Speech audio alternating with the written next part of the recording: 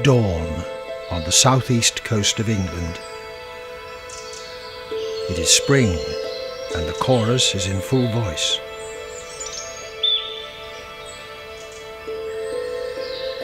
Or almost.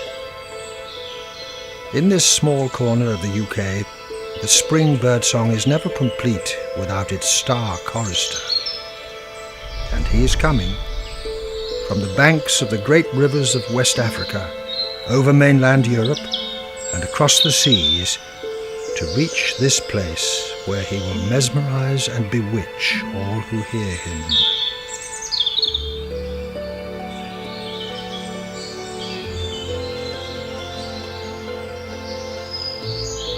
It is as though nature is waiting, holding her breath,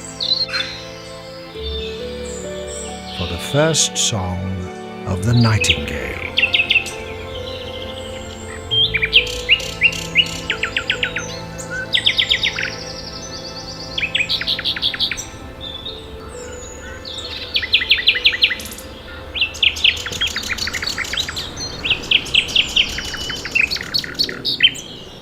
From John Keats' Ode to a Nightingale to the legend of the barley bird, this little songster has captured the hearts and imaginations of poets and storytellers for centuries.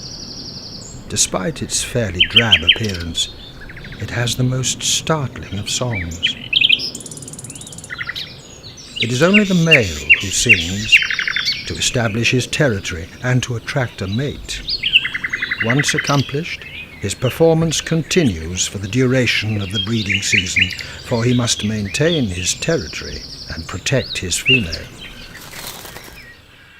He will, however, reduce his singing at night, for which nightingales are of course famed.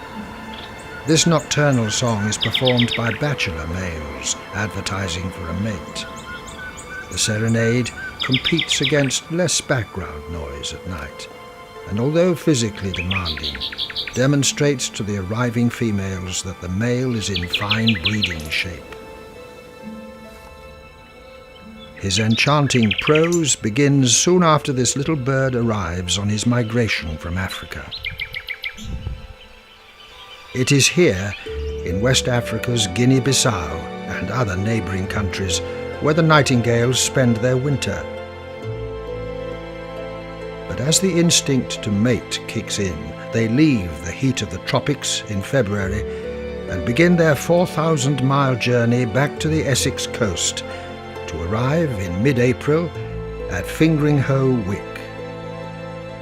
The area has always been their traditional breeding ground, but in the early 20th century the land was converted into a quarry and the habitat decimated. But in 1959 the machinery fell silent, and soon after the Wildlife Trust took possession of the land. Through the remarkable efforts of countless people, the habitat has been returned to what it once was, and over the past 40 years the nightingales have returned.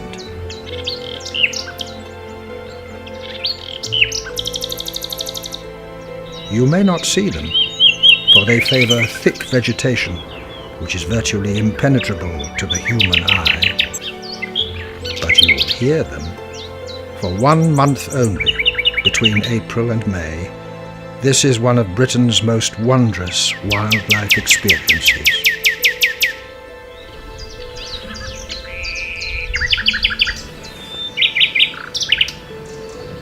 By June, the song is over. By July, they're on the move once again. They will reach southern Europe by August and continue on to their wintering grounds in West Africa. They will be back, but for the moment, our star performer has left the building.